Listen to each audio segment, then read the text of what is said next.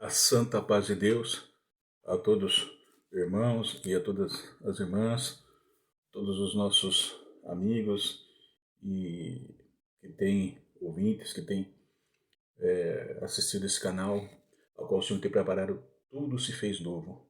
Amém? Quero agradecer desde já por essa grande oportunidade que o Senhor tem assim nos preparado nesta noite de domingo, para nós meditarmos na Escritura Sagrada. Porque como diz em João, se não me engano, versículo 5 e 37, não me engano, examinais as Escrituras, porque vos cuidai de ter nela a vida eterna, porque elas testificam de mim. Então está aqui para nós, glórias a Deus, entendemos o propósito ao qual o Senhor tem para as nossas vidas. Amém? Este canal nasceu do coração de Deus para os nossos corações, esse canal tudo se fez novo. Amém? Eu gostaria que os irmãos estivessem aí já com a Santa Escrituras aberta para nós aqui lermos. Nós estávamos falando, irmãos e irmãs, sobre que é algo muito importante sobre o divórcio. Glórias a Deus, falamos muito. Então nós estamos dando aqui, colocando no coração de cada irmão, cada irmã, ao qual o Senhor tem colocado em meu coração, sobre também, falamos sobre o divórcio, sobre a poligamia e também sobre uma coisa muito importante, a santificação, né, irmão? Nós colocamos a santidade conjugal diante da presença de Deus, né? O esposo, a esposa, isto é muito fundamental, isto é importante, glórias a Deus, e nós falamos sobre isso, irmão. Então nós estamos falando sobre isso, glórias a Deus, louvado seja o nome santo do Senhor. Amém? Falamos sobre o divórcio, que isso aí não é permissão, não é agradável diante de Deus, isso é pecado, como a poligamia. Amém? Somente o Senhor foi tolerado naquela época a poligamia, quando nós estávamos falando, o homem ter mais de uma mulher, tal, por muitos fatores, por muitas, a qual foi o costume do povo. Nós falamos lá na primeira parte os deveres conjugais, a santidade, falamos sobre a primeira parte, que foi o divórcio, e naquele tempo o povo acostumou, então Deus assim tolerou, mas não é aprovado e nem aceito diante da presença de Deus, assim como também o divórcio, glórias a Deus. E agora nós estamos falando aqui sobre o casal, glórias a Deus, e nós estávamos falando sobre a santidade, né, a prática da santidade. E glórias, falamos, eu não vou ler aqui, mas nós vamos estar falando que se nós observarmos em 1 Tessalonicense, capítulo 4, não vamos ler tudo, mas vamos ler até o versículo 3, né, com a ajuda e a guia do Espírito Santo. Fala aqui nas cartas de 1 Tessalonicense, o apóstolo Paulo, então ele fala: finalmente, irmão, nós vos rogamos e exortamos no Senhor Jesus que, como de nós recebestes, quanto à maneira por que deveis viver e agradar a Deus, e efetivamente estáis fazendo, continueis progredindo cada vez mais, porque estáis inteirados de quantas instruções vos devemos da parte do Senhor. Versículo 3. Pois esta é a vontade de Deus, a vossa santificação, que vos abstenhais da prostituição, que cada um de vós saiba possuir o próprio corpo em santificação e honra, não com o desejo de lascívia, como os gentios que não conhecem a Deus. Até aqui. Então, irmão, nós falamos sobre isso, irmão. Glórias a Deus.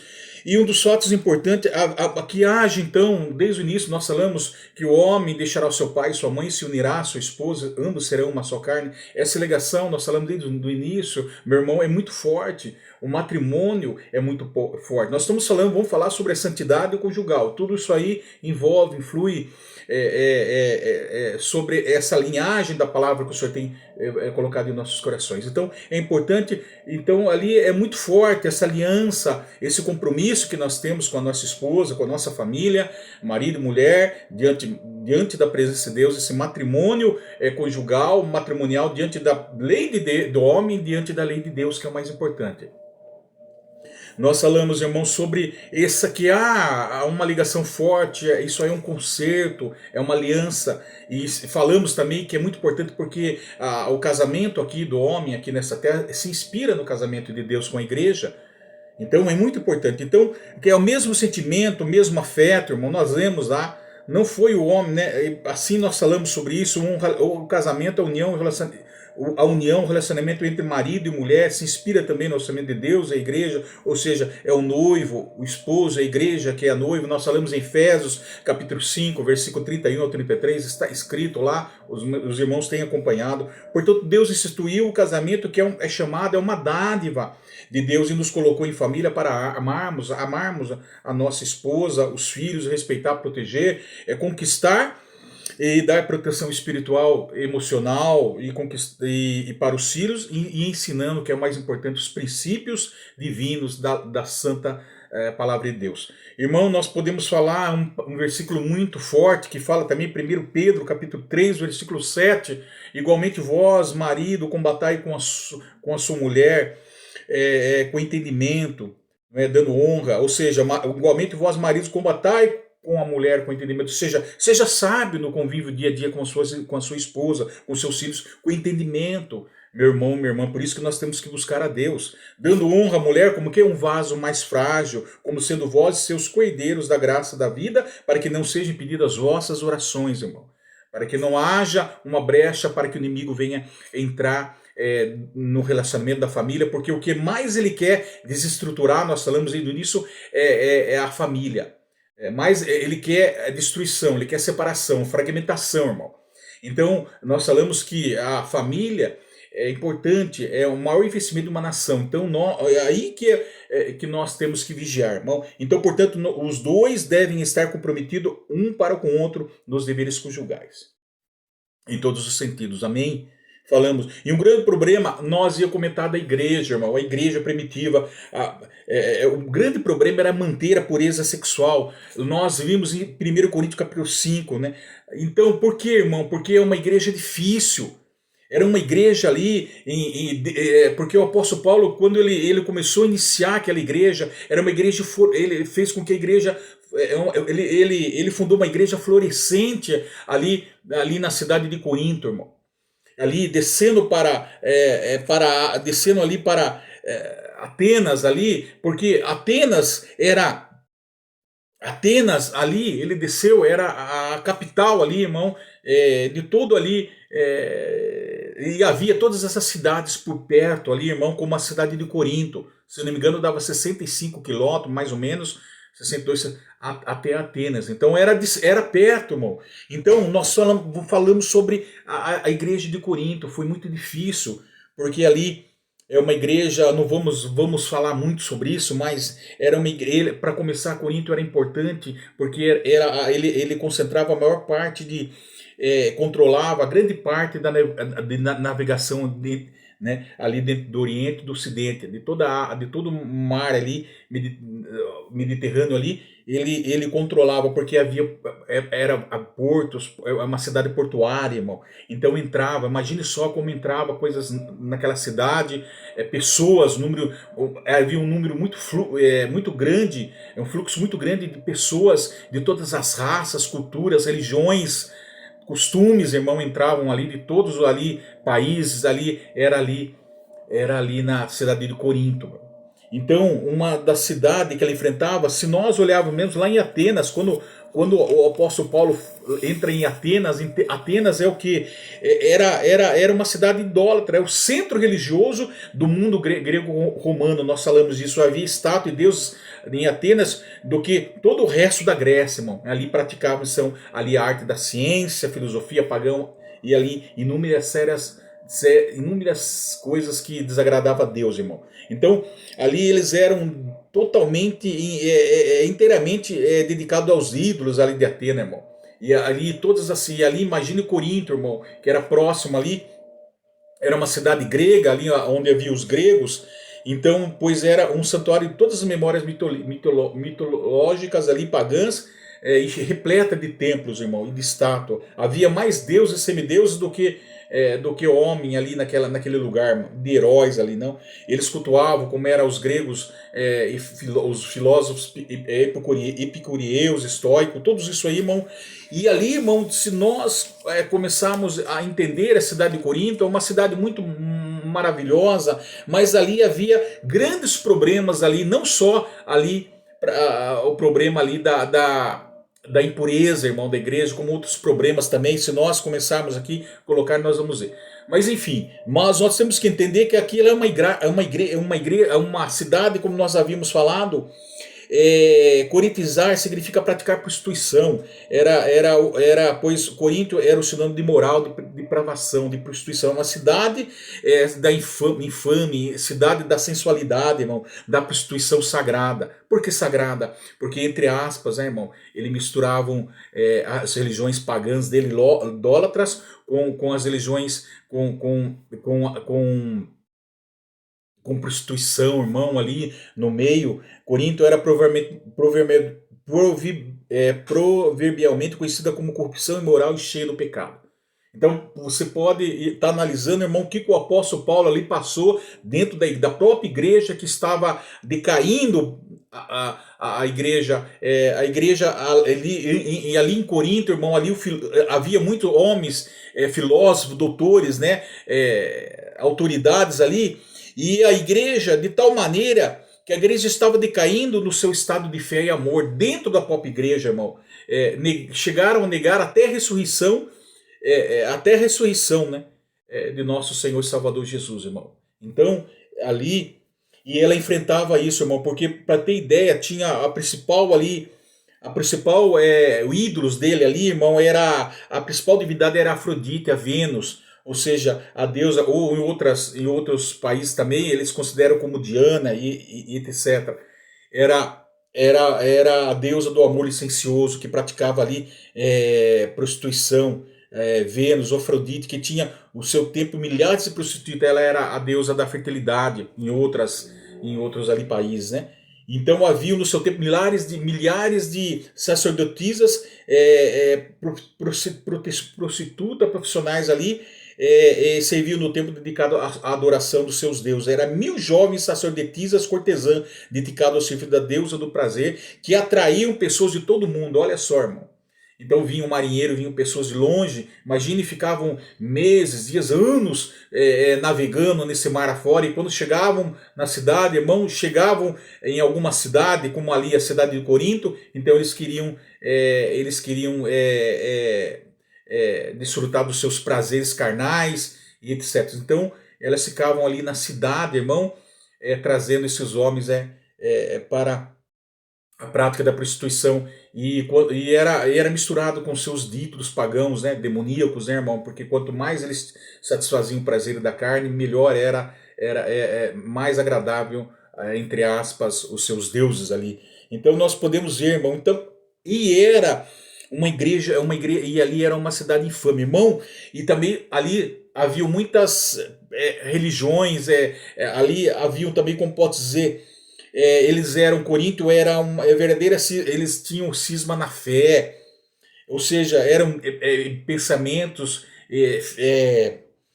fixados em partidos, irmão, ou seja, se formavam em torno de vários ali pregadores por razão que vinham de fora também, por simpatia pessoal e de agrado. Então haviam assembleias dentro da própria igreja, assembleias clandestinas de conspiradores, irmão.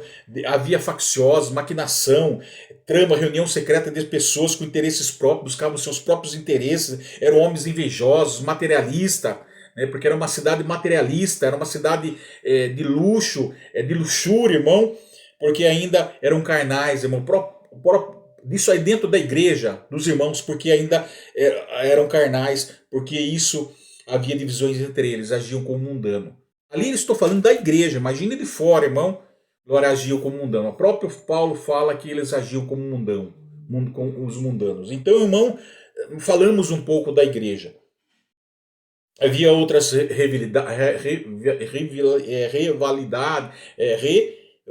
rivalidade ali entre eles, e outras coisas a mais haviam dentro da igreja. Então, nós podemos ver, irmão, que ali havia um grande problema. E se nós. Por que eu estou falando isso? Por causa que ali em Coríntios, vamos lá, em 1 Coríntios, glórias a Deus. Vamos aqui estar buscando. Se nós olharmos aqui, em capítulo 5, fala da impureza da igreja de Corinto e repreensões e exortações. Então, por isso que em Tessalonicenses, como nós estamos lendo, o apóstolo Paulo fala lá da santificação aos Tessalonicenses. Ele cita a igreja de Corinto, irmão, como exemplo de você viver em santificação, não contaminar o seu próprio corpo na prostituição, na lascívia, né? Todos aqueles que tinham um pensamento voltado para os prazeres da carne, para os prazeres voltado para a sensualidade, etc. Quer dizer, não tinha o controle ali, irmão, e ali estavam contaminando a igreja, irmão. Porque ele fala aqui, ele repreende aqui, ele fala uma carta, geralmente, versículo 5, geralmente se ouve que há entre vós imoralidade tal como nem mesmo entre o gentio. Isto é, haver quem se atreva a possuir a mulher do seu próprio pai. E contudo, versículo 2, e contudo andais vós ensoberbecidos, e não chegaste a lamentar, para que fosse tirado do vosso meio, que tamanho ultraje praticou. Então, irmão, olha que ponto que chegou ali um desses, vamos dizer, da igreja, esse homem da igreja, ele dormiu com a esposa do seu próprio pai, com a madrasta, irmão. E ali eles achavam, em vez de repreender este membro da igreja, esse homem, esse servo, vamos dizer assim, eles se ensoberbecidos de vaidade, de orgulho, de jactância, irmão, achando que era, em vez deles colocarem uma correção severa ali, irmão, ali eles acharam ali, eles nem sequer se lamentaram, irmão.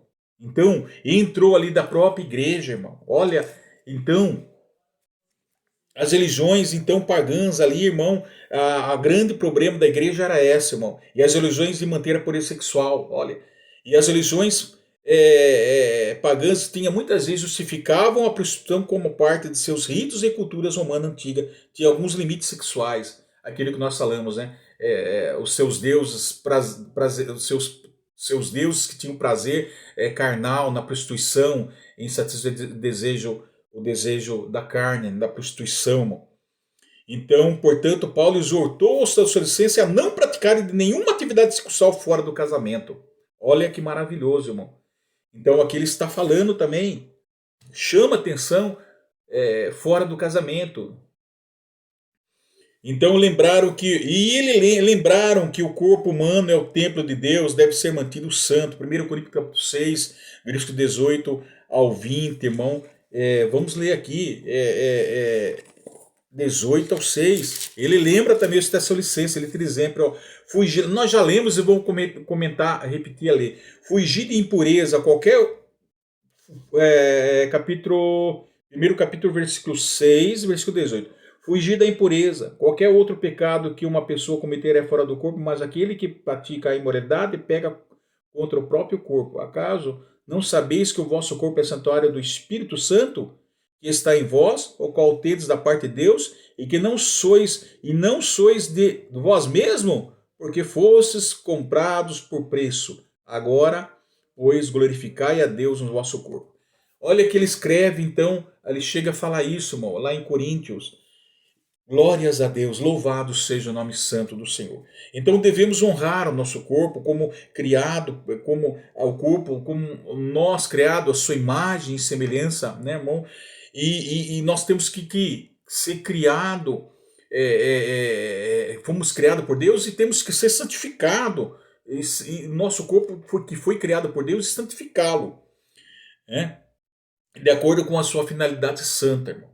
Então os casais cristãos devem respeitar um ao outro e devem ter um desejo pessoal pela pureza sexual maior do que o desejo que o mundo tem por experiências sexuais lá fora. Nós não temos que comparar com os gentios. Lembra que o apóstolo Paulo acabou de falar lá?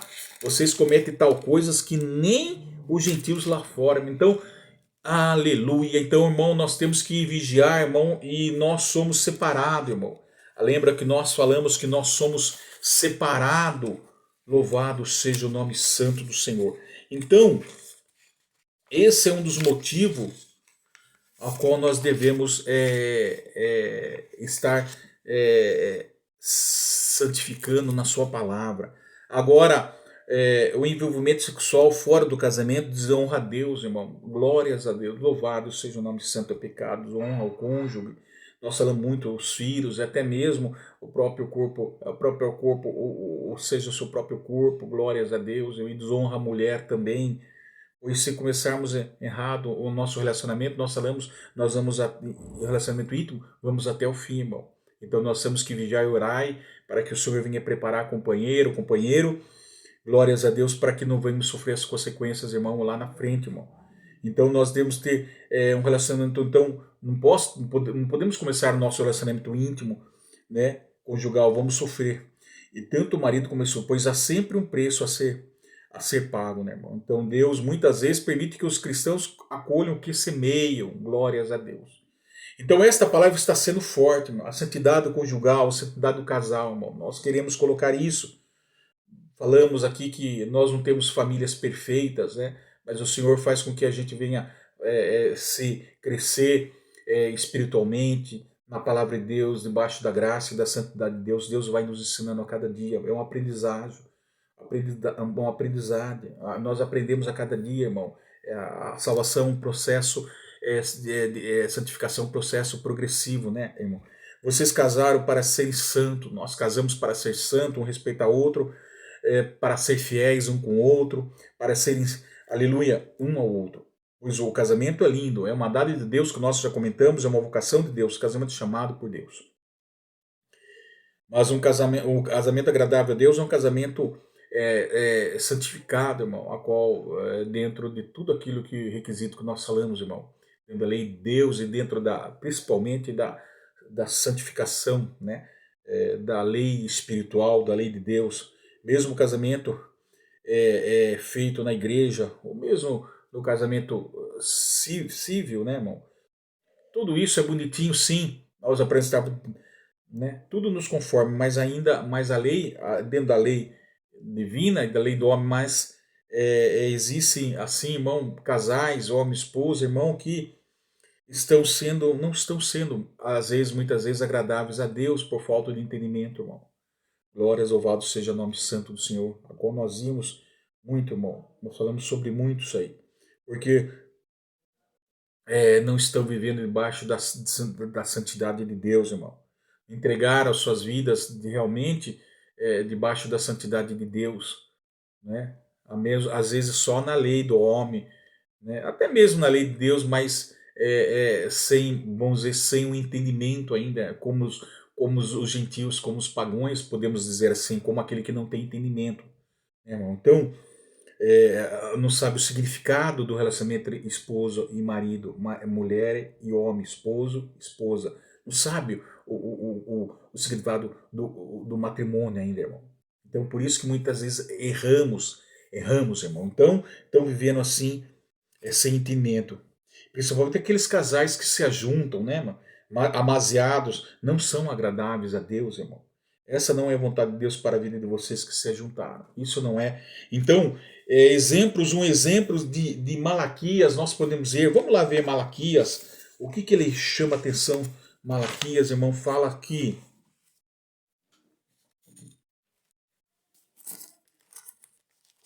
Malaquias fala.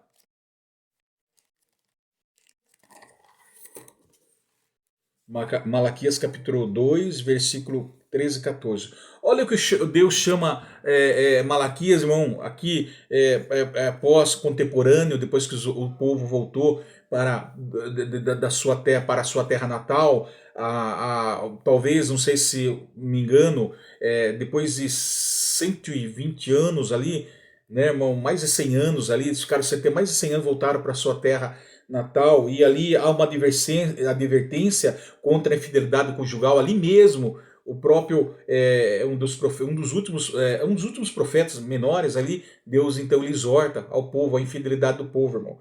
Aqui ele fala aqui, ó, Vamos a partir do versículo 13. Ainda fazeis isso, cobrir o altar do Senhor de lágrimas, de choro e de gemidos, de sorte que ele já não olha para a oferta, nem aceita com prazer da vossa mão. Olha, e perguntais, por quê? Porque o Senhor foi testemunha da aliança entre ti e a mulher da tua mocidade, com a qual tu fostes desleal, sendo ela a tua companheira e a mulher da tua aliança. Olha, irmão. Aqui ele está falando do casamento, irmão, entre o povo ali, irmão. Deixavam suas mulheres para casar com mulheres pagãs. Ele está falando aqui. Então, Malaquias adverte contra a infidelidade conjugal ali. Não está simbolizando o casamento de Deus com aqui, não, com o povo, simbólico. Isso aqui aconteceu, irmão.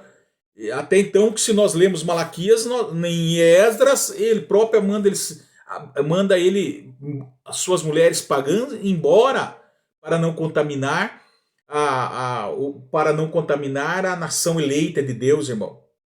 Para não misturar uma nação eleita. Era uma nação, por quê? Porque era uma nação pura, era o remanescente de Israel. Não era para ser contaminado com povos pagãos, amém? Com estrangeiro.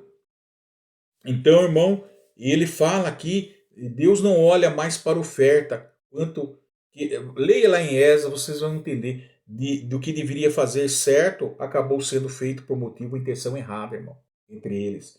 Deus de modo algum pode aceitar, pois Deus não aceita o prazer da vossa mão. Lembra quando eles começaram também lá, se nós olharmos em Esdras, Neemias, como eles começaram a construir o templo também, irmão?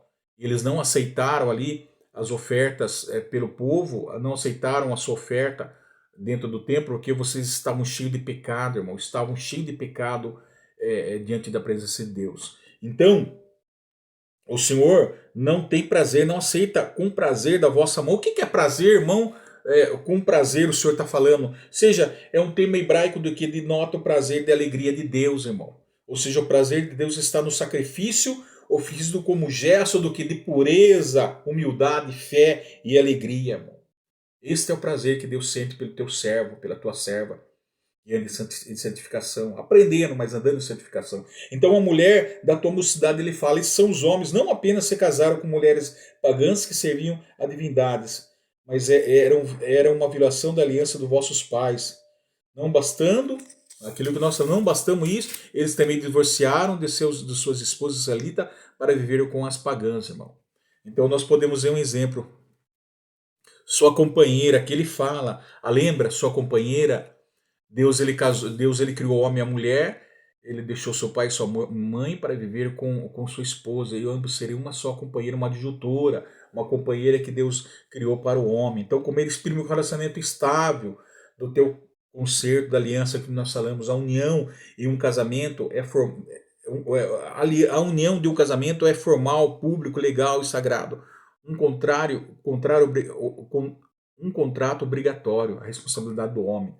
Quanto mais o número de divórcios em um país, mais isso se torna um escândalo para essa nação aos olhos de Deus. Então, o povo ali divorciava muito, irmão. Era um escândalo diante das nações. Era uma degradação para o povo ali, irmão. Pois os maridos de Judá, após os filhos, estavam sendo desleal e se divorciando facilmente de suas esposas. Agora, essa deslealdade consistia não apenas em desconsideração dos votos matrimoniais, mas também representava deslealdade ao Senhor, irmão. Olha que importante. Lembra que nós falamos que o nosso marido, o nosso casamento tem que estar relacionado com o casamento de Deus, com a igreja, irmão? Como noivo e a noiva, com a igreja, o nosso casamento aqui terreno também se inspira no casamento espiritual com Deus e a igreja. Então nós estamos desonrando a Deus se nós tudo isso que não agrada a Deus, irmão. Divórcio, separação, briga. Amém? E depois vem o sofrimento da atitude da sua escolha, irmão.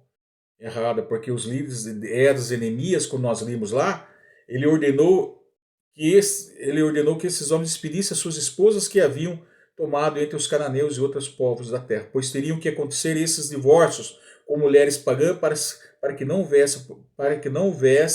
para que houvesse a purificação na nação. E Deus assim restaurava seu concerto com o povo, irmão. Olha que importante, irmão. O exemplo. E o próprio exemplo de um exemplo grande e maravilhoso era o exemplo de Oséias. Né? Nós lemos, comentamos de Oséias também, do profeta Oséias, a possibilidade de consertar seu matrimônio. Há esperança, irmão, se alguma coisa houver errado dentro do nosso casamento. Há misericórdia, há o amor, há o perdão, irmão. Tem tudo isso que nós podemos estar falando. Eu friso aqui, falo da mesma maneira. Então ali, o próprio livro de Oséias, se nós lermos, é um símbolo da infidelidade de Israel. Ele dá o exemplo. Por isso que temos que orar para que Deus venha preparar sua esposa. Lembra que nós falamos para o casamento? E não importa a esposa que Deus vai preparar. Não podemos julgar, jamais podemos julgar. Mas esse que você orou, mas ela é assim, deixou de ser. Não importa, irmão. Deus, desde que seja a vontade de Deus, nós temos que entender. Por isso que tem muitos casamentos aí destruídos, né? Vida familiar estável, cheia de imoralidade, cheia de ódio, principalmente os jovens casam hoje, separam amanhã, assim, como se fosse assim, né, irmão, normal. Isso contribui para a degradação da família, porque às vezes tem filhos até, irmão, e vão sofrer as consequências, irmão. Então não são mais os dois, vem filho, vem os herdeiros. Então nós temos que tomar muito cuidado, irmão. Amém? Nós temos que, o nosso casamento ele tem que ser estruturado, ele tem que ser alicerçado, ele tem que ser firmado no alicerce de Cristo. Tem que ser uma família alicerçada, uma família estruturada na palavra de Deus, irmão. Isso é muito importante. Porque pode vir as dificuldades que tiver entre os casais e os filhos, se eles estiverem unidos diante da graça de Deus, irmão, nada pode separar o casal, nada pode derrubar o casal, nada pode desestruturar esta família, irmão.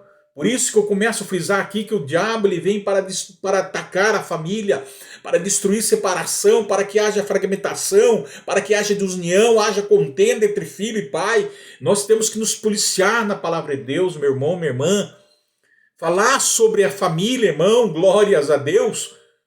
Fazer o seu lar um pedacinho do céu. Antes, primeiro, prepara a tua casa. Não foi assim? Antes de você sair, irmão, prepara a tua casa antes de você fazer qualquer outra coisa, até mesmo de no templo de Deus adorar o Senhor, prepara a tua casa. Não foi assim o rei Ezequias?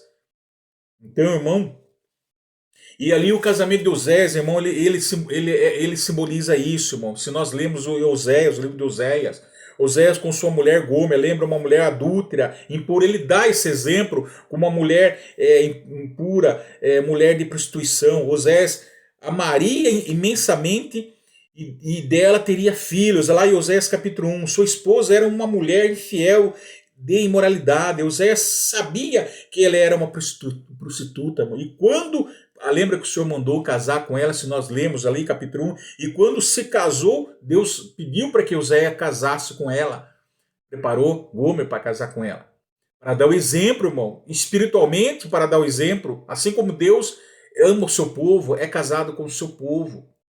Então ele dá o exemplo, e quando casou com ela, acabou saindo, e quando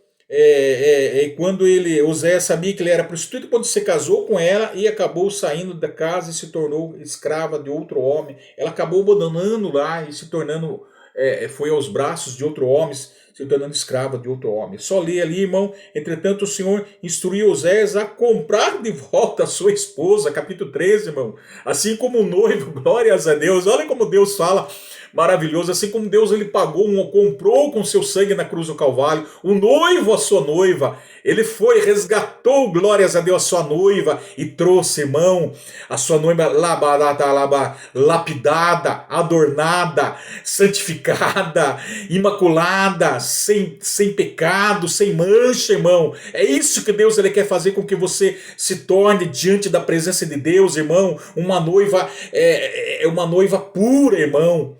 Glórias a Deus, dentro do seu próprio casamento mesmo. Imagina espiritualmente, irmão. Então, aquele Deus está usando aqui espiritualmente Oséias, para dar exemplo para nós aqui. Então, agora ele foi lá e trouxe, comprou, capítulo 3, a voltar a misericórdia, o perdão de Oséias, irmão. Deus é misericordioso. Ele comprou o amor que ele tem por nós, ainda que nós erramos, desobedecemos a Deus, nós, a noiva, se prostituiu, nós, a noiva, fomos infiel com o nosso Senhor, e o Senhor, espiritualmente, irmão, e o Senhor nos comprou com o seu sangue. Da mesma forma, Deus ele transmitindo para o povo Pauséias, de uma forma espiritual, irmão. Então ele trouxe, ele foi ao perdão, à misericórdia, irmão. Deus ele é misericordioso, a sua misericórdia é infinita. Então agora o amor do profeta e a misericórdia para com ela, isso era uma verdadeira alegoria do grande amor de Deus para Israel. Aleluia! Então o Senhor renova o chamado de Oséias para amar a sua esposa, que havia retornado ao seu estilo de vida imoral, pois ela volta para o lar e envolve um período de disciplina, irmão. Oséias então perdoou Gomer. Então aí ela foi transformada pelo grande